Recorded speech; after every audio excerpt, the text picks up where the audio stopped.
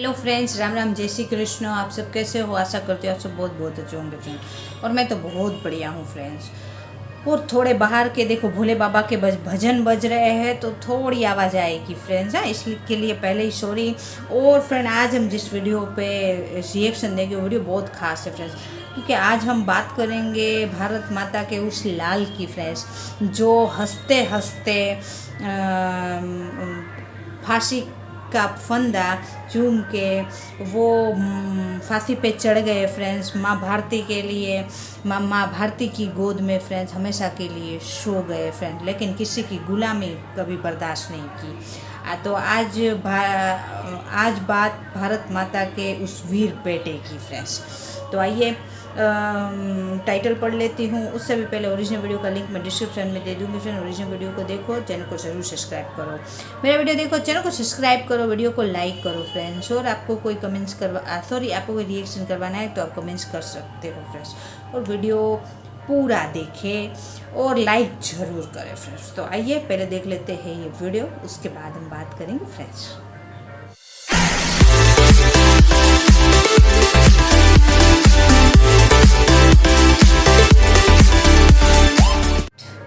आपका स्वागत है। मैं विवेक बिंद्रा, मोटिवेशन स्पीकर और बिजनेस कोच। आज बात करूंगा अमर शहीद भगत सिंह की। 1907 में इनका जन्म हुआ। लयालपुर नाम का गांव लाहौर में पड़ता था, आज जो कि पाकिस्तान में है। मां विद्यावती कौर, पिता किशन सिंह। बचपन से ही जो लाहौर में एक स्कूल था जो कि ब्रिटिश सरकार का, ब्रिटिश हुकूमत से इन्फ्लुएंस स्कूल था, उसको ज्वाइन नहीं किया। दयानंद एंग्लो वैदिक पद्धति के द्वारा जो स्कूल, जिसको आजकल डीएवी बोलते हैं ना, दयानंद एंग्लो आर्य समाजी माहौल में पढ़ना इन्होंने चुना। शुरू से ही इतना पढ़ाई में तेज, इतना तेज कि बचपन भर में इन्होंने लगभग 50 किताबें स्कूल टाइम में पढ़ डाली, जो कि अपने स्कूल से अलग किताबें थी। पॉलिटिकल रिफॉर्म, सोशल रिफॉर्म, किसी भी प्रकार के इकोनॉमिक रेजिम पे जो किताबें, इनका बड़ा इंटरेस्ट था। जो एकाकी की भावना थी ना भगत सिंह में, वो सीखना चाहिए। एकाकी की भावना, सिलेक्टिव लिसनर थे, हर जगह खड़े नहीं उठते थे, उठते बैठ, जिधर आजादी आजादी आजादी आजादी, ये भावनाएं दिमाग में बचपन से घुस गई। छोटे थे, 1919 में अप्रैल 13 को जलियांवाला बाग कांड हुआ। बस इतने छोटे से में 11-12 साल के 40 किलोमीटर दूर पैदल चले गए। उसी जलियांवाला बाग में पहुंच गए। वो आवाजें कौन रही थी इनके दिमाग में, जो वो लाशें थी वहां पे, कितने लोग चले गए। काफी लोग तो वहां पास में पड़ा कुआं था, उसी में डूब गए, उसी में कूद के छलांग मार के, क्योंकि जनरल डायर ने जो गोलियां मारने का सबको आदेश दे दिया। कहते हैं कि आज भी उस कुएं से पानी निकालो तो उसमें रक्त की बूंदें मिलती हैं आज भी। ये वहां से खून से भरी मिट्टी को बर्तन में डाल के ले आए एक बोतल में, और घर में लाके इतने सुन्न हो गए। सोचो छोटा सा बच्चा है, क्योंकि इसके दिमाग में ना वो घुस चुका था। इसकी बहन ने पूछा क्या हुआ, बता दे क्या हुआ, इतनी देर से क्यों आया। ये बोला ये खून मेरे उन शहीदों का है, देशवासियों का, जिसका मैं बदला लूंगा, अंग्रेजों को मार भगाऊंगा। जब इनके पिता खेती किया करते थे ना, बोले आम की गुठली क्यों बोई, पिता से पूछते थे। पिता कहते थे बेटा आम लगेंगे, पेड़ लगेगा। ये कहते थे ठीक है जी, मैं बंदूक बो दूंगा ताकि बंदूकों का पेड़ लग जाए। इतने छोटा सा बच्चा क्या सोच रहा है, कहता है कि मुझे बंदूक इसलिए चाहिए ताकि अंग्रेजों को भगा दूं। 1920 के आसपास गांधी को देश से बहुत ताकत, बड़ा सहयोग मिल रहा था। गांधी उस समय पावरफुल आवाज बन चुके थे देश की, जिन्होंने आम जनता की आवाज को उठाया। अहिंसावाद, वो क्या कहते हैं, मुझे लड़ना नहीं है, लड़े बिना अंग्रेजों को, गोरों को भगा दूंगा। नॉन कोऑपरेशन मूवमेंट चालू किया। ये नॉन कोऑपरेशन मूवमेंट आपने इतिहास, हिस्ट्री में जरूर पढ़ा होगा। क्या कहते हैं, असहयोग आंदोलन। गोरों का लाया, गोरों का बनाया, जो कुछ रिजेक्ट करते जाओ, रिजेक्ट करते जाओ, रिजेक्ट करते जाओ, पागल लोग चले जाएंगे देश से। गांधी बोले शांति से करा दूंगा इस काम को, और पूरा देश मान गया। उस समय बड़े प्रभावित थे शहीद आजम भगत सिंह उनके विचार से, वो भी ज्वाइन कर गए। उन्हीं दिनों चौरी चौरा नाम का एक स्थान, जो कि गोरखपुर में, बिहार के नजदीक आज भी पड़ता है, वहां पे 1922 में, उस समय 14 साल के रहे होंगे भगत सिंह, 1922 में इन्होंने एक पुलिस थाने के सामने जोरदार प्रदर्शनकारियों ने शोर मचाया। वहां एक बाजार में अंग्रेजी शराब बिक रही थी, अंग्रेजी कपड़े बिक रहे थे। वहां इन्होंने शोर मचाया कि गोरे वापस जाओ और ये कपड़े और शराब की बिक्री बंद करा दो। और जो वहां का जमींदार था, अंग्रेजों से इन्फ्लुएंस था गोरों से उस समय, उस जमींदार ने गुप्तेश्वर सिंह नाम के थानेदार को रिक्वेस्ट किया, भाई ये बंद करा दो, मेरा धंधा खत्म हो जाएगा, इसको बंद कराओ। और चौरी चौरा में तभी पुलिस वाले बाहर आ गए। उन्होंने हवाई फायरिंग करी, बोला बंद करो इस आंदोलन को। ये बोले हम क्या कह रहे हैं, हम तो कुछ नहीं कह रहे, हम तो कह रहे हैं हम केवल अंग्रेजी सामान नहीं खरीदेंगे, शराब नहीं खरीदेंगे, कपड़े नहीं खरीदेंगे। लेकिन गुप्तेश्वर सिंह माना नहीं। अच्छा, भीड़ 4000 लोगों की थी, वहीं गुप्तेश्वर सिंह ने कई गोलियां हवा में चलाई, ये नहीं माने, उन्होंने 2-4 को गोली मार दी, वहीं 2 प्रदर्शनकारियों की वहीं मृत्यु हो गई। भीड़ और आग बबूला हो गई। गुप्तेश्वर सिंह ने हवा में और कई गोलियां चलाई, बोला मार दूंगा, फिर सामने गोलियां चलाई, वहां के दरोगा थे ना, वो उनको तो करना था। और जब गोलियां चलाई उन्होंने, 3-4 लोग जैसे ही और मरे, इतने में ये तैयार नहीं थे दरोगा, इनकी गोलियां खत्म हो गई, भीड़ आ गई। और भीड़ ने जब इनकी गोलियां खत्म हुई तो उनको मारना शुरू किया, पुलिस वालों को, और मारते मारते ये भगा के उनको थाने में ले गए, थाने को आग लगा दी। कई 17 पुलिस कर्मियों की उसी थाने के अंदर मौत हो गई, आग के नीचे जल गया। और वहां पे गांधी को बहुत आहत हुई, बोला मैं कह रहा हूं असहयोग, अहिंसा, और तुमने इतनों को मार दिया। वो दिन नॉन कोऑपरेशन मूवमेंट गांधी ने वापस लिया, और जैसे ही मूवमेंट वापस लिया ये लोग परेशान हो गए। भगत सिंह और उनके जितने प्रकार के उसी विचारधारा के लोग, वो बोले 2 दल बन गए, गरम दल, नरम दल। नरम दल गांधी का था और गरम दल भगत सिंह जैसे लोगों का था। उन दिनों बोल्शेविक मूवमेंट रशिया का था, उससे ये बड़े प्रभावित थे। मैंने बताया ना, विदेशी किताबें भी बहुत पढ़ते थे। बोल्शेविक मूवमेंट, ये बोले कि लड़ना पड़ेगा। अब तो बात ये थी कि हो सकता है अगर गांधी नॉन कोऑपरेशन मूवमेंट वापस ना लेते, आजादी जल्दी मिल गई होती। एक्चुअली उन दिनों ना भगत सिंह तो नाचा करते थे, आजादी मिलने वाली है, आजादी, क्योंकि नॉन कोऑपरेशन मूवमेंट सक्सेसफुल था, पूरा देश को सहयोग मिल रहा। गांधी ने वापस ले लिया, बोला अभी आप तैयार नहीं हो, आपने गुप्तेश्वर सिंह पुलिस वाले को और पूरे थाने को क्यों मार के खत्म कर दिया। गांधी ने रोक दिया पूरा आंदोलन। ये लोग उस समय आग बबू बोले अब लड़ना पड़ेगा। अब ये जो एक्चुअली ये ना हथियारों की क्रांति बाद में आई, भगत सिंह की पहले विचारों की क्रांति थी। उन दिनों कॉलेज ज्वाइन किया इन्होंने, लाला लाजपत राय का पंजाब के अंदर जो पाकिस्तान में पढ़ता वो कॉलेज ज्वाइन किया, और वहां पे ये गतिविधियां स्ट्रॉन्गर थी। उन दिनों ये लगभग 300 किताबें अपने कॉलेज में एक्स्ट्रा पढ़ बैठे हैं, क्योंकि जब खाली होते थे किताब पढ़ते थे, और उसके बाद अपने एकाकी की भावना से स्पीड आती है। ध्यान दीजिए, कमाल लर्निंग क्या है, एकाकी की भावना से। इसीलिए तो शहीद भगत सिंह ने 23 साल की उम्र तक वो सब कर दिया जो आज लगभग 90 साल के बाद भी हम उनको याद कर रहे हैं। 1924 में ये लगभग 17 साल के थे, मां ने शादी की तैयारी कर दी। ओए बेटा शादी कर लो, कुड़ी बड़ी सोनी है, ओ बेटा शादी कर ले, तेनू रोटी खवाएगी, ओ शादी कर ले, तेरा ध्यान रखेगी। मां बोलती रह गई, और ये क्या बोले, दुल्हन मेरी दुल्हन नहीं होगी, आजादी ही मेरी दुल्हन होगी। रातों रात चिट्ठी लिख के भाग गए, मां रोती थी, अकेली पड़ गई। क्यों ऐसा होता है कि भगत सिंह की जब बात हो तो हम चाहते हैं पड़ोसी के बच्चे के घर पैदा हो, अपने घर पे सब कुछ छोड़ के। ये वहां पंडित आजाद की टीम को ज्वाइन कर लिया, और जाके क्या बोले, अब एकाकी की भावना। जानते हैं शुरू में तो बचपन में बड़े एक्साइटमेंट में रहा करते थे, कुश्ती लड़ते थे, अभिनय का शौक रखते थे, लेकिन एकाकी की भावना के चलते 1925 में इन्होंने, अभी 18 साल की उम्र थे, काकोरी कांड की तैयारी कर ली। काकोरी कांड को उन्होंने सफल बनाया, पैसे की जरूरत थी, अंग्रेजी खजाने को लूट लिया, और लूटने के बाद अच्छा पकड़े गए, उसे पकड़े गए अशफाक उल्लाह खान और राम प्रसाद बिस्मिल, इन दोनों को फांसी हुई। 2 शह सवारों को जब फांसी की सजा सुनाई, ये लोग टूटने के लिए नहीं बने थे, ये तोड़ने के लिए बने थे। राम प्रसाद बिस्मिल की वो याद आ गई इनको बात, सरफरोशी की तमन्ना अब हमारे दिल में है, देखना है जोर कितना बाजुए कातिल में है। क्या मतलब, सरफरोशी, कटा लूंगा अपना सर, ये मेरी तमन्ना है, और तेरी बाजू में कातिल दम कितना है, मेरी तमन्ना ज्यादा बड़ी है गला कटाने की कि तेरी बाजू में ताकत कितनी है, वो आके देखते हैं। ये आपने सुना तो होगा, मतलब पहचानिए, ये इसको बोलते हैं विचारधारा। सरफरोशी की तमन्ना, अपना गला कटा लेने की तमन्ना, वो ज्यादा बड़ी है कि तेरे बाजू में जोर मेरी कत्ल करने का बाजुए कातिल में है। दशहरा ग्राउंड में चले गए, लिखने में बहुत तेज हुआ करते थे उन दिनों, पत्रिकाओं में, अखबारों में ये लेख लिखा करते थे सोशल रिफॉर्म्स के बारे में, अंग्रेजी हुकूमत के खिलाफ, कभी अपने नाम से कभी बेनामी लेख लिखा करते थे, और ये वहां जाके पर्चे बांटने लगे। दशहरा ग्राउंड में हजारों की भीड़ होती है, अपनी टीम तैयार करनी है, इनको लोग जोड़ने हैं, अंग्रेजी हुकूमत के खिलाफ पर्चे बांटते पकड़े गए, वहां बम फोड़ के भागने लगे, फिर पकड़े गए। और इस बार इनसे, अच्छा कोर्ट जानती थी कि इसको छोड़ना नहीं है, पुलिस जानती थी अंग्रेजी हुकूमत छोड़ना नहीं है। जब बेल की बात करी, 60,000 रुपए मांग लिए। ये 60,000 रुपए, थोड़ा सा मैं चाहता हूं आज व्यूअर्स को कि विजुअलाइज करो, आज के 60,000 रुपए नहीं, 90 साल पहले के 60,000 रुपए। कितने खेत बेच के वो जमानत दे के इनको बाहर निकाला, ये अगली तैयारी में लग गए। 1928 में जब लगभग 20 साल के थे, लाला लाजपत राय जो कि थे तो उनके गुरु के समान, लेकिन विचारधारा में फर्क था। लाला लाजपत राय नरम दल के थे, ये गरम दल के थे। उन्होंने इन्हें कन्विंस कर लिया कि साइमन कमीशन के खिलाफ हम नारेबाजी करेंगे, लाहौर में ऐसी नारेबाजी करेंगे कि साइमन कमीशन वापस जाओ, वापस जाओ, वापस जाओ, बिना हथियार के करेंगे। ये लाला लाजपत राय के कहने पे आ तो गए, लेकिन वहां पुलिस वालों ने इन पे इतना लाठीचार्ज किया, इतना लाठीचार्ज किया, लाला लाजपत राय को कहीं चोटें आई और उसके बाद अस्पताल में उनका इलाज के दौरान देहांत हो गया। वो बोले थे कि मेरी मौत ब्रिटिश सरकार की ताबूत पे आखिरी कील साबित होगी। भगत सिंह, राजगुरु, जयगोपाल, चंद्रशेखर, हालांकि ये लाला लाजपत राय को पसंद नहीं करते थे विचारधारा में, लेकिन उनकी मौत से आहत बहुत हो चुके थे। बोले पिता समान है हमारे, इनकी मौत का बदला तो लेना पड़ेगा। जेम्स स्कॉट जिसने ये मारने का आदेश दिया था, उसको गोली मारेंगे अब हम। चारों ने तैयारी कर ली।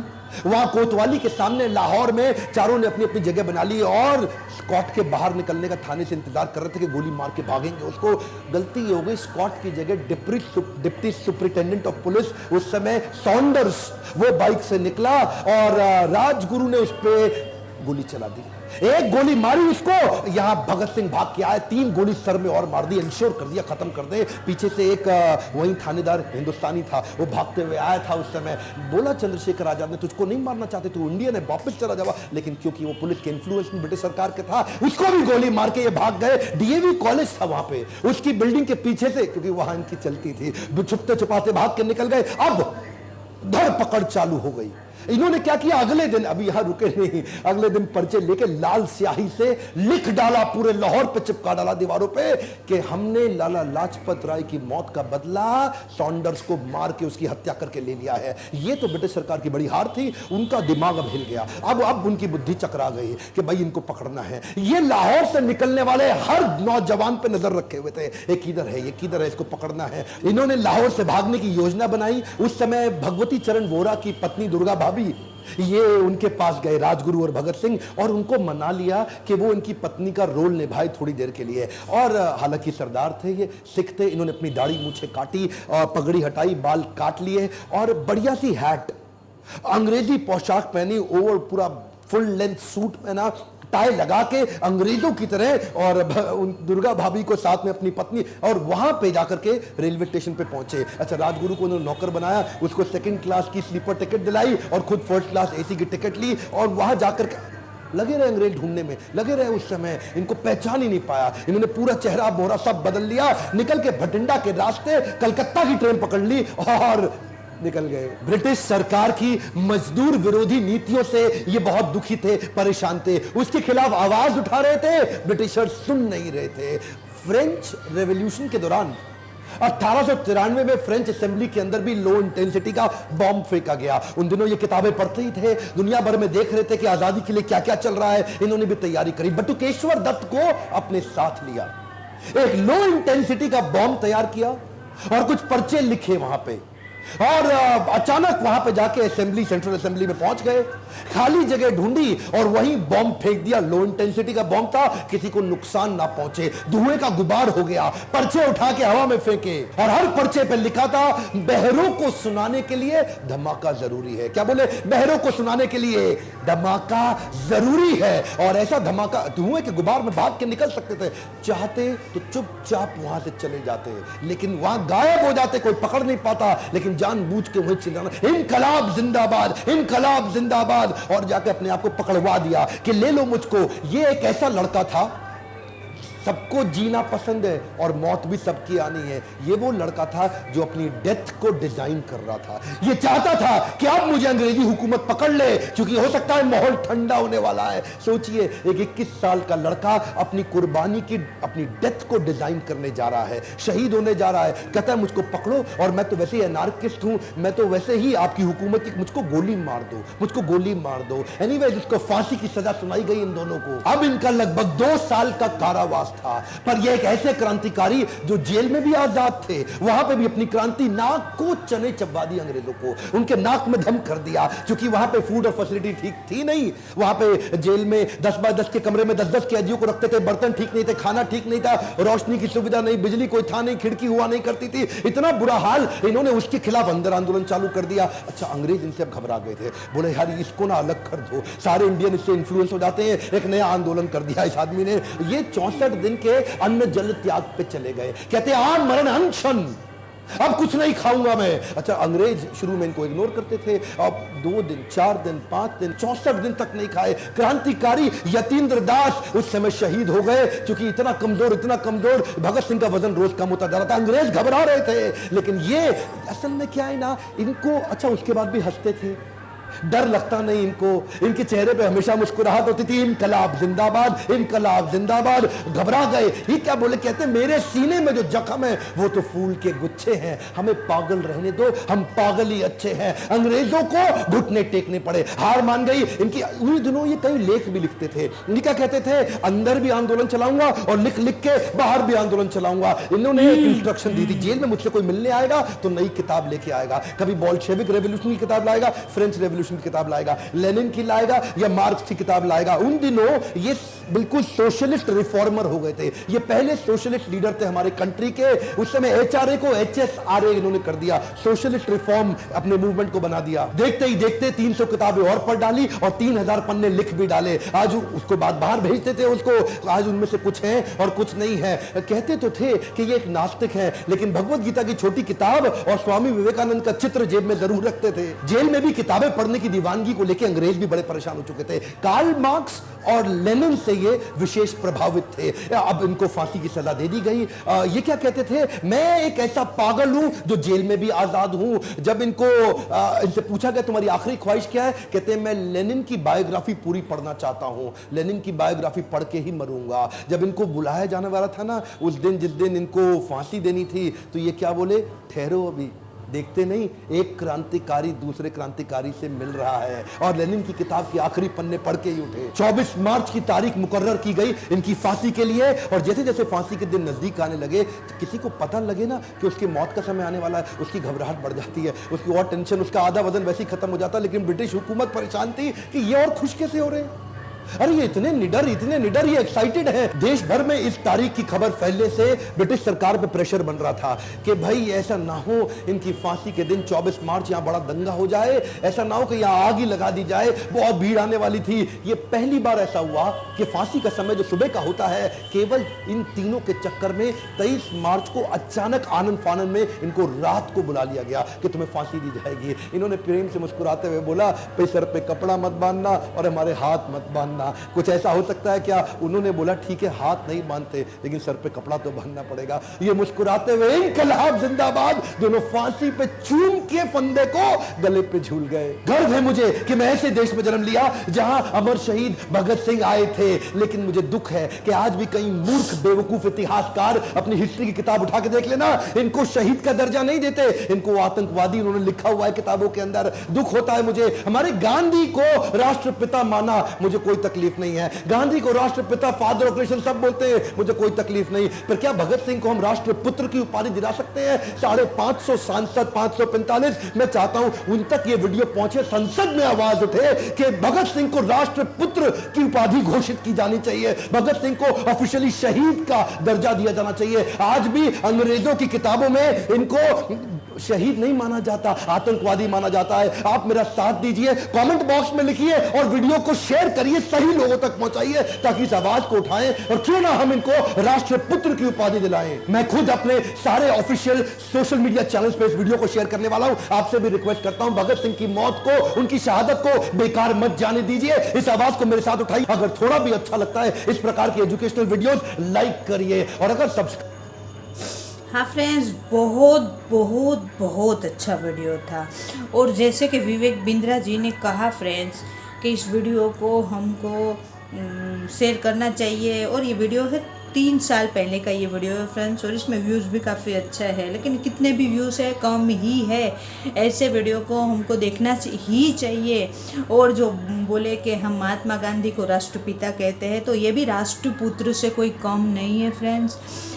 21 साल की उम्र में हंसते हंसते फांसी का फंदा चूम के जो बेटा माँ भारती की गोद में अमर होने के लिए सो गए फ्रेंड्स, 90 साल के करीब होने आए हैं इस घटना को फ्रेंड्स, फिर भी ये हिम्मत वाला भारत माता का वीर आज हमारे दिलों में है फ्रेंड्स। और वाकई में फ्रेंड्स, वीडियो तो थोड़ा मेरा तो थोड़ा ऐसा नेचर है कि मैं इमोशनल हो जाती हूँ फ्रेंड्स, कि 21 साल की उम्र क्या होती है फ्रेंड्स। माँ उनकी शादी की तैयारी कर रही है, वेट कर रही है मेरा बेटा शादी कर ले, और बेटा तो आज़ादी से शादी कर चुका था और आज़ादी को लेने घर से निकल गया फ्रेंड्स। और भले ही वो आज़ादी की सांस नहीं ले सके फ्रेंड्स, लेकिन उन्हीं के संघर्षों और उन्हीं के प्रयासों से आज आज़ादी हम लोगों को मिली है फ्रेंड्स।